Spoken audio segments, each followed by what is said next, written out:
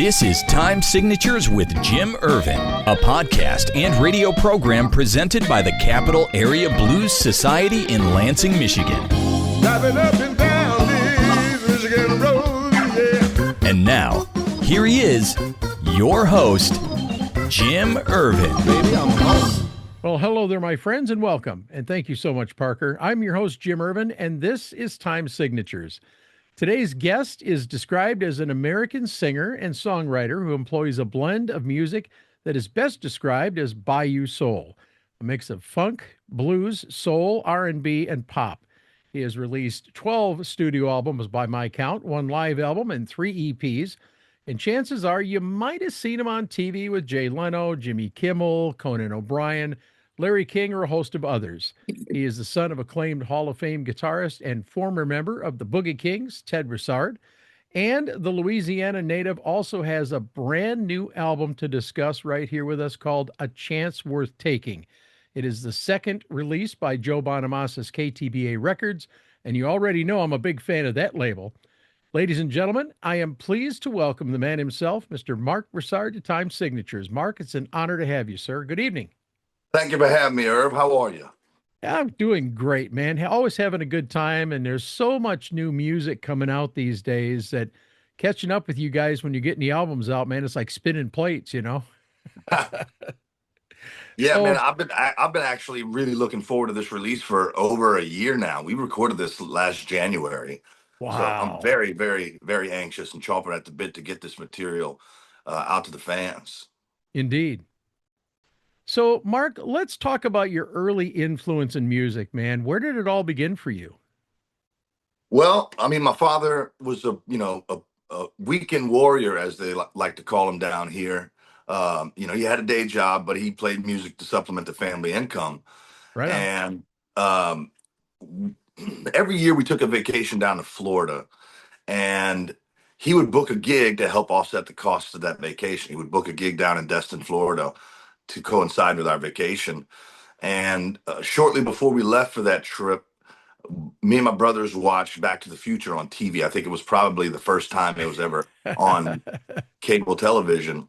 Yeah. And I remember seeing, my dad has a 67 ES335 cherry red, exactly like the one that Michael J. Fox's character plays. Right. And I don't know, the song hooked me. Johnny B. Good just hooked me. And I kept repeating that line over and over again. I was 5.5 years old. My dad said, "Son, you want to learn that song?" And I said, "Yeah."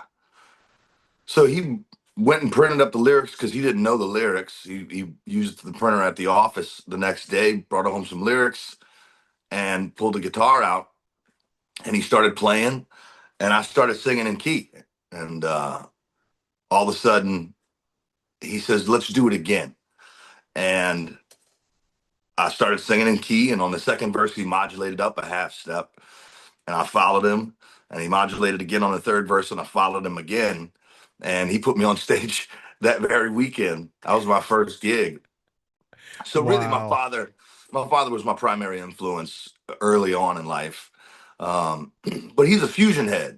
He's a fusion guy. So I heard nothing but instrumental jazz in the house almost every day.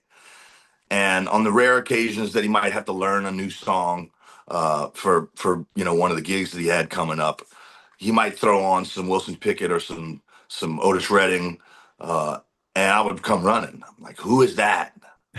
So those old soul singers were really early on for me as well. And then around about 13 years old or so, I remember going to the record store with my dad. We were on our way, and we were listening to the radio. And there was a Brian McKnight song that came on called "One Last Cry." And if you never heard it, it's a really stunningly beautiful song. And I was floored. So I went straight to the record store and bought Brian McKnight's self-titled album. And that was my guy for a long time, alongside, groups like Boyz II Men and contemporary R&B from the 1990s. It really wasn't until about 17 or 18 years old that I discovered Donny Hathaway, and the rest went by the wayside. Donnie was, I was the Donnie stan for many, many, many Yeah, years, and still am. So yeah, it's all been soul and rhythm and blues influenced music that's been my biggest influences. very cool. Now, at what age do you really start trying your hand, like with some early bands and stuff like that, when you were trying to get serious about it? Well, my dad didn't let me touch his guitars until I was 10 or 11 years old, for Okay. good reason. I was a clumsy kid, and and his instruments were very precious to him. So once I finally was able to get my hands on guitar, I took a few lessons, and it was a beginner's class, and I was already playing Johnny Be Good, and I didn't go back to that class after a couple of, I think, a couple of lessons. But what I did have was a poster on my wall with a bunch of chords. It just had like scores of chords on it. And I Okay. would sit there and just practice those positions, practice transitioning through those positions. That was around 12, 13 when I started to get a little more proficient. And I think I wrote my first song at 13. It was about a it's actually two friends of mine that had broken up. Well, my buddy had was dating one of my dearest friends in the world, Danielle, and I wanted them to get back together. And I wrote a song basically for him to play for her. Oh, And wow. there was a bit of a hiatus from writing until I think I was 16 or 17. I had a few songs on my belt, and there was a songwriters night at a bar locally here. And in Louisiana, you can be in a bar and play music if your parent is with you. So my dad would run me down to the bar, and we'd, I'd get up when it was my turn and play these original songs. And after a few weeks of that, the owner of this place says, "Hey, you guys want to put a band together and come play here on Friday nights?" And Friday nights in the spring and the fall here, there's a concert series called, it's a free concert series downtown called uh, Downtown Live. So there's Okay. always a ton of people. And it was a really good launch pad for me. I put a band together with my dad and his buddies, and we would do some of my original stuff. We'd also do a bunch of like Kenny Loggins and James Taylor, and and the crowds showed up. They would show up. It was an amazing time because I was, by the time I graduated high school, I was making $400 or $500 on a Friday night, and Pretty good money for your uh, guy your age. yeah, every Friday night I was making that kind of bread. So Yeah. I thought I was loaded. So I did have a scholarship to go to college for voice that I passed on. I was done with school by the time I graduated. I really didn't feel like being in school. I got a job as a music minister at a church about 45 minutes from my home, and I did that for the year after graduation. And then I started a band with some of the guys that were in the music ministry program that I also lived with. We started a rock band that was short lived. It was probably about 8 or 9 months. There is a 3-song demo out there. I'm not sure if it's available publicly, but uh, I might send you the tracks if you ask nicely. Oh, yeah, absolutely. Sure. Uh, and then, man, I was like, after that band broke up, I sort of went into a bit of a death spiral. Didn't perform much at all, and then I got a call when I was 19 from a guy that managed a rock band here in Lafayette, and he asked me to come open for him. Little did I know that that would be the start of my career in the music business. I actually played all the songs that I had just in chronological order. I was not, I, I had been, I was rusty. I was really, really rusty. Luckily, uh, down the street was a brand new sushi restaurant opened by a gal that had spent her entire career in the music business. Her husband was one of the largest indie radio promoters in the country, and she had come home to open this restaurant as her kind of swan song. And all of her employees were telling her, "You got to go hear this kid." Well, she missed that horrible set, but she showed up after the show. And so I pulled her outside and played her 3 songs, or maybe even just a song. And I'll never forget it because my cousin Laura was on her way to the dance club right next to this parking lot that I was sitting in. And she thought I was busking. So she walks up Oh, with a wow. dollar and she said, Oh, "I'll give wow. you $1 if you shut up." And my brother was standing there and he's like, "No, no, this is an audition, you know?" So this restaurateur, Leah Simon is her name.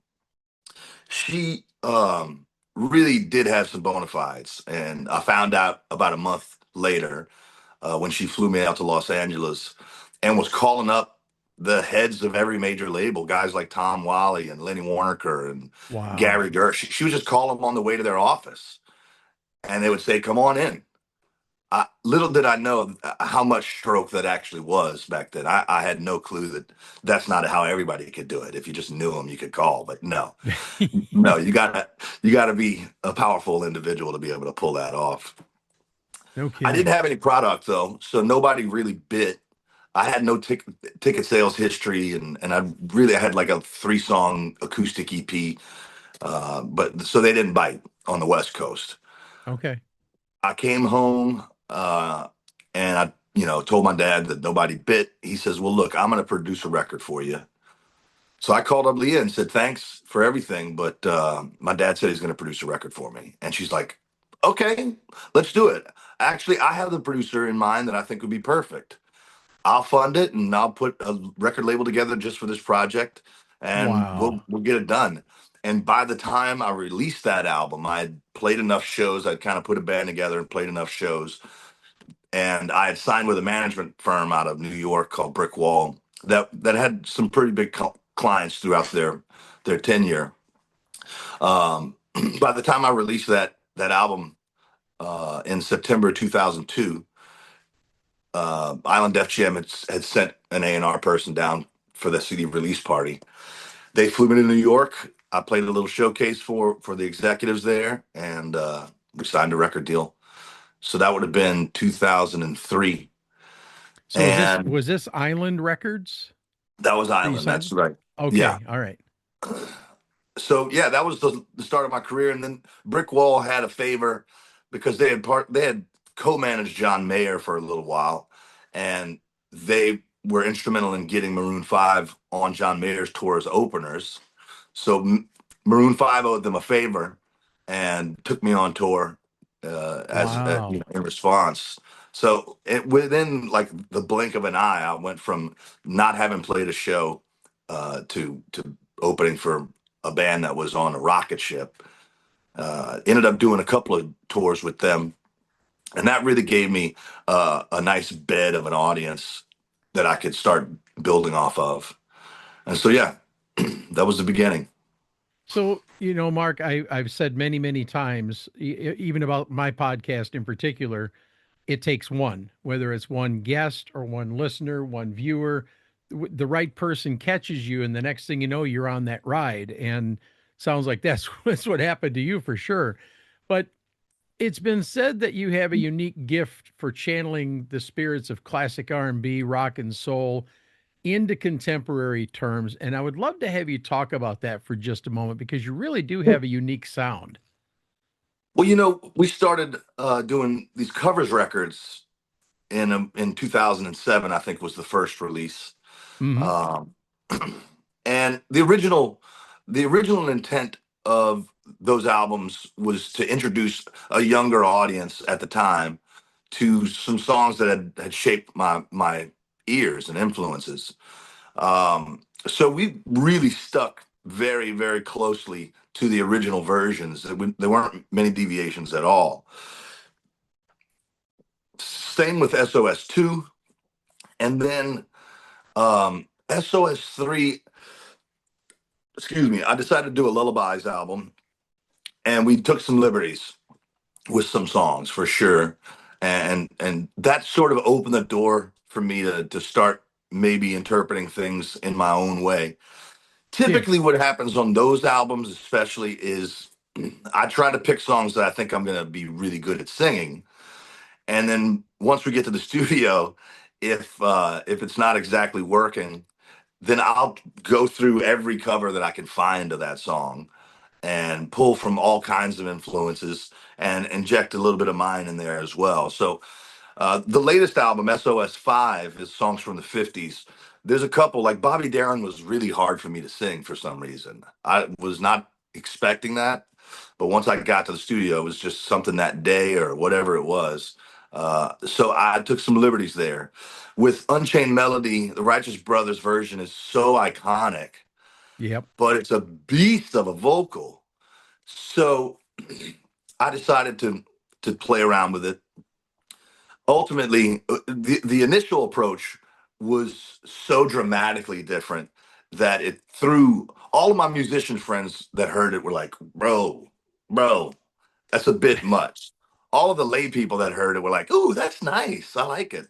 So we ended up going back in and kind of doing a marriage of the Righteous Brothers version and my own interpretation, just to hit all the real important moments, Sure. Yeah. um, that are so iconic. Aaron Neville was also a little more difficult than I had anticipated to approach. So I took some liberties on Tell It Like It Is. But Wow. ultimately, man, all I'm trying to do is pay as much homage as I can possibly, while just doing what I do naturally. And Yes, sir. I've always got some great players behind me, so that tends to make things fairly easy. Those guys have great sensibilities when it comes to arrangements and what to do and what not to. Sure. Sure. Now, I want to turn the page for a minute because one of the most endearing things about you to me personally is that you have a standing mission to release albums every 2 years. But you're not doing this for yourself, are you? Well, look, the SOS projects are a, when I went independent, I told management, I said, we should start doing a charity album. We should do these charity covers albums. And they were like, you're broke, dude. You don't have money to give away. And I was like, trust me, this is going to work. It's going to work better than you can imagine. I just have a gut feeling that this is going to work. And I was right. I had no idea why I decided to start doing that. The first one was really a project out of necessity. I had made a sophomore effort for Island Def Jam, and the new CEO heard it and said he wasn't going to release it. And it had already been almost 3 years since my freshman release with them. I asked to be let out of the contract, and they said no problem, but you can't have the album that you just recorded, and you have a non-compete. You have a note re-record clause that says you can't re-record this material for 8 years. So I was kind of screwed. I needed to get another album out because promoters, they like knowing that you have other promotional energy going into a tour. And Sure. again, it had been almost 3 years since my prior release, so we were we were starving for offers. And instead of going back into a lengthy writing process, the suggestion was made that we do a covers album, and we did. And it was a good, successful. It was a nice project. It was really successful. It got us back on tour, and it was fun to make. Fast forward to when I decided to do it again for charity. Um, it was it was a rocket ship. There's a song on that album called "Cry to Me" that was originally done by Solomon Burke that has just been number one for me since we cut it. There's a video on YouTube of my father and I performing that song. It's just a Oh, single wow. shot, black and white, that's got like 58 million views now. So Wow. it was way more successful than my managers could have possibly imagined, and they were totally on board after that. They're like, "This is great." Uh, what it's really done for us, though, so I literally did it out of a desire to build philanthropy into my business, and for no Yes, other sir. reason than that. Yes, sir. What we found though is that it really allows us to keep up the pace with releasing music while having a little bit more time between original projects to really home in on the best possible writing that we can get. And the fans, get the demand for music has never been higher than it is right now. It's crazy, Record isn't it? cycles that used to be 2 years long are Yeah. now 6 months long, right? Yeah. So it, there's only a few mechanisms at my disposal to affect my ability to uh, to break into the music market. And one of the ways is that we've reduced production cost so low that it's feasible for us to go in more often as an independent and put out more music than my peers are. We got, I mean, this year I have 2 albums coming out in the span of 2 months. Wow. Wow. And we are going to talk about that in just a moment. But honestly, I suppose that this explains your relationship with Joe Bonamassa, a man that I absolutely respect, if for no other reason, his dedication to giving back in so many Yeah. ways, be it KTBA's Fueling Musicians program, where he was sending out $1,500 checks to musicians during COVID, or the KTBA record label itself, because that work has revived or enhanced the careers of my good friend Larry McRae, Joanna Connor, Dion DiMucci, and others. What's not to like about Joe B, man? And it appears you are cut from the same cloth, aren't you? There's not much to dislike about the guy. He's an extremely generous and humble Yes. guy. Yes, he Um, is. if he feels like he- Josh is going to be a better fit for the track, he doesn't hesitate to get up out of the chair. He's magnanimous in ways that I was not expecting. But the Have you had truth a is, the truth is that my connection to Joe is actually through Joe's bass player, Calvin Turner. Oh, no Calvin Turner was kidding. my very first sideman. Okay. We've been best friends for like since I met him in 2002. Uh, we talk almost daily, and he was adamant. He was like, "Dude, you gotta come work with these guys. They're awesome. They're gonna make a great record for you, and I think you should try to come into this blues space a little bit more because there's nobody that sings like you do," is what he told me. And so the first project that we did together was SOS 4, which was Blues for the Soul.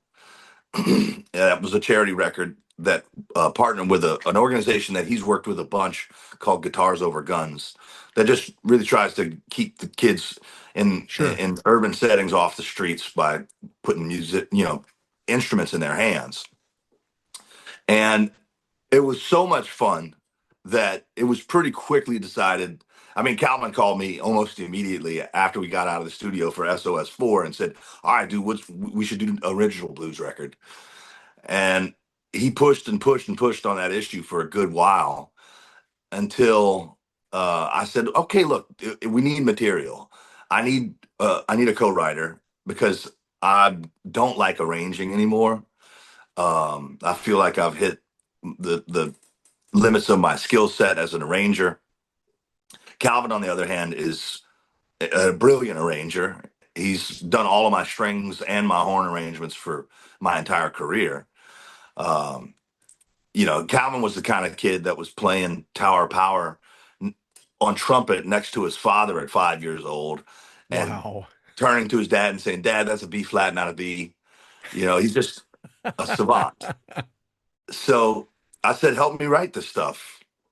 And he sent me a folder of about 16 instrumental demos, not Wow. fleshed out demos. So I had all the instrumentation there, um, and I really enjoy writing to an instrumental demo. It's so much fun for me because I can lock in ways that I can't when I'm sitting in the room with somebody else. My train of thought might get interrupted by them suggesting a lyric or something. So I just sat right here in this room with my laptop out and my phone playing the demo files. And 3 days later, we had 13 original tunes. That was the most prolific period of lyric writing I've ever been a part of. It was addicting, to be quite honest with you. Sure. I'd wake up and immediately come to the studio, and I'd stay in the studio all day and night. And we were both very, very satisfied with the material that we had on hand. Once it got into Joe's hands, he felt like it wouldn't qualify for a blues record unless we had a handful, three specifically, very standard blues tunes. So once we got to the studio, we came up with three arrangements on the first day. And after the tracking session was done for the day, we knocked out tracking those three demos, instrumental demos again. And I went to the Airbnb, and Calvin and I sat and wrote those fairly quickly. And then Joe was confident that we had a blues record. There is some stuff on this record that certainly strays away from the genre, which I hope the purists don't, sacrifice me over the coals for. But uh, it was a dream to work with these guys on this project. His band is easily one of the best in the world. Indeed. Uh, yeah, I mean, when Lamar starts to play a groove, it just automatically feels great. My Michigan boy. Yeah. Uh, Calvin again being there is immediately disarming for me because he's my best friend. So like, I'm not walking cold into a session with some guys that got hired. I'm walking in with my buddy and his Yeah. band. You know what I mean? Yeah. Yeah. Um, Indeed. Reese Winans was on keys for this one, and I've known Lucky Reese for a man. long time. We worked Yes, sir. together back in the day when Reese was playing with Los Lonely Boys, and we were opening for Los Lonely Boys. Reese would actually Wow. show up early to the gig and come and sit in with us for the last couple of songs. So I've adored Reese for years, and it's amazing when you get to his level. There are things that you can pull off and get away with because you're a living legend that nobody else would be able to get away with. So I hear Right. these little moments. He does some wild stuff on this project, but I love it. I absolutely adore it. It tickles me every time he does it because it's like, God dang, Reese. All right, bro. So and then Josh Smith is one of the finest guitar players on planet Earth. So yeah, we had a blast making this one. Well, I'll tell you what, the album is called Chance Worth Taking, and you did. It's going to be out this Friday on KTBA Records, a spanking new album. And of this project, you said the following: I'm still more versed in soul music than in blues, but I'm getting an education in the genre in its history from Joe and Josh. After hearing this album a few times through, all I can tell you is you've passed with flying colors, in my opinion. Um, I love the ties to soul and R&B in this one. Yeah, there's some rock in there too.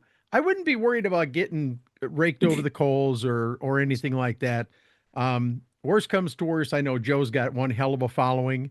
Yeah, But there's a lot of powerful bluesy stuff in here that's woven throughout. I mean, no doubt. and it seems like you agree with that, yeah? No doubt about it. There are definitely moments that like the song "Chance Worth Taking." Or these walls especially. These walls is so reminiscent of one of my childhood favorites, Jean-Claude Van Damme. It sounds Yeah. at the beginning. It totally sounds like an opening song for a Jean-Claude Van Damme movie to me. Uh, Chance Worth Taking it probably has my favorite. Not only is my favorite solo, but it's also my favorite moment. The solo on Chance Worth Taking, what Lamar and Joe are doing is unreal. It's unbelievable. Um, Sweet Love is such a precious little tune, and I remember when we wrote that one. I pulled up the file. I called Calvin up and I was like, "So what's your idea for this?" And he was like, "Oh man, just like I just hear a melody just like repeating over and over." And I'm like, "Okay, like what?" And he says, Oh, your sweet love, sweeter than honey. Yes, your sweet love, better more. And I was like, oh yeah, okay, yeah. So especially when he helps me, when any co-writer sets me on a path like that, it's a no-brainer to go right there and chase down those lyrics. There are so many really great moments. Laissez les bon temps rouler was actually a song that I didn't like at all as a demo. And once we cut it, I was like, oh, yeah. It's one of my favorites on the album. Uh, My wife thinks it's the best album of my career, and I'm hoping she's right. Well, I'm hoping you're right too. I mean, I've got a few favorites, and I'll share mine with you if I may. Please. Um, No More, Fever, Whispers, and Satisfaction Guaranteed. There was a little bit of Al Green in that one, man. I Yeah. I, I felt it. I really did. But I have to talk to you about the video for Fever. What a cool setting in that old church, and I'm assuming that they use the natural ambient features of that big room to lend some flavor to the sound. Would I be right? Yeah, I mean that's Ocean Way A in Nashville. That's the studio where we recorded everything. Wow. Um, and interestingly enough, I had some blood on the ground there because that sophomore project that I did for Island Def Jam that never Okay. got to see the light of day was cut in that same room.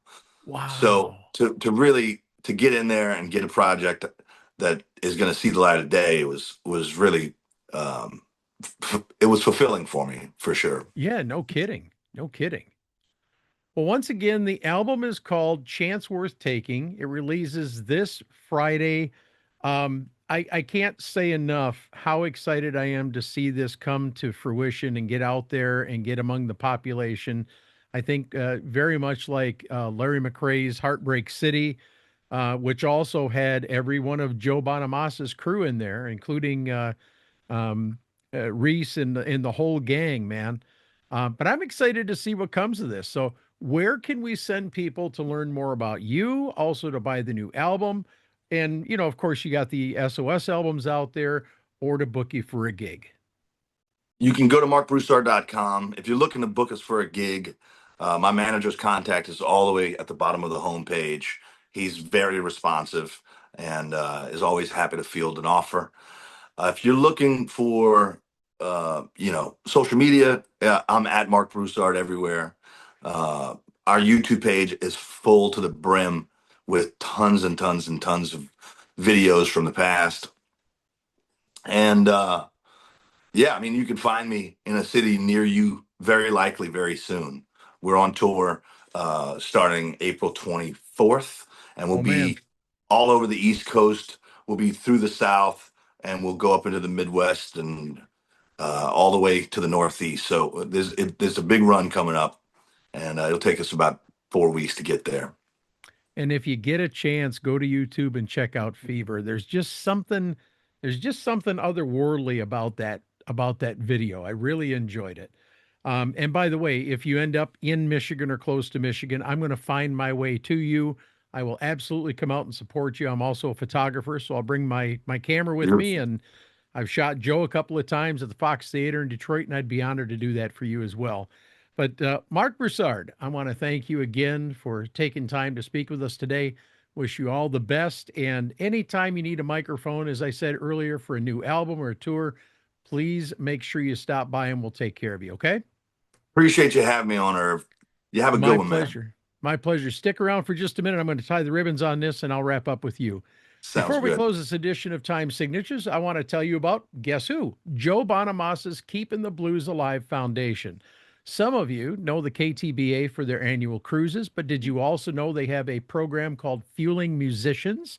This initiative, as we talked about earlier, is designed to provide financial support such as food, shelter, and more to help struggling musicians, educators, and industry professionals get back on their feet. Additionally, they also have KTBA Records, another label we just talked about, that has reignited the music careers of musicians like Dion, Joanna Connor, Larry McRae, and others. There's a lot more here. Please visit keepingthebluesalive.org today and make a tax-deductible donation in any amount. It's time and money well spent. And as always, thank you so much for your consideration. And that wraps up this edition of Time Signatures. Once again, my thanks to Marc Broussard, but also to you, for without you, none of this would be possible. Jim Ervin reminding you, keeping the blues alive is everyone's responsibility, but preserving the history of the blues, one story at a time, that's my mission. Until next time, so long, everybody. This has been Time Signatures with Jim Ervin, presented by the Capital Area Blues Society in Lansing, Michigan. For more information on cabs, visit capitalareablues.org. You can find this episode and past episodes at lccconnect.org. The Time Signatures theme song, Michigan Roads, is used by permission and was written by Root Doctor, featuring Freddie Cunningham. You know I'm trying, baby, driving up and down these Michigan roads, yeah. Until next time, keep on keeping the blues alive.